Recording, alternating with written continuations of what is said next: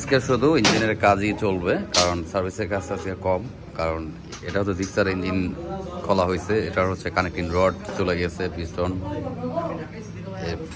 এরপরে হচ্ছে এটা আরেকটা আছে FZ-FI ভার্সন 2, এটার হচ্ছে ইঞ্জিনের বেরিং সবগুলো খোলা শেষ।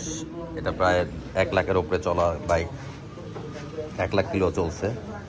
কিছুদিন আগে উনি পিস্টন সিলিন্ডার লাগাইছে অন্য কোথাও জানি, সাউন্ড ভিতরে অনেক গভীর ঘর ঘর ঘর সাউন্ড আসে। তো যাই হোক, কানেক্টিং রড খারাপ ছিল, যার কারণে পিস্টন, নতুন পিস্টনটার উপরে একটু এই যে অলরেডি চলে আসছে। এরপর হচ্ছে আরেকটা R15 V3, এটা আসছে টাঙ্গাইল থেকে। এটাও খোলা ছিল, এলা বস্তা করে আনছে পিক আপ করে। এটাও ইঞ্জিনের কাজ। মোটামুটি আজকে 3টা ইঞ্জিনের কাজ দেখা যাক একসাথে আজকে করা হবে।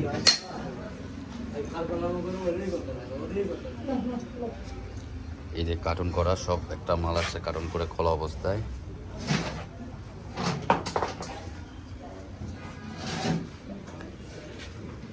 আর একটা DSX সার্ভিস চলতেছে।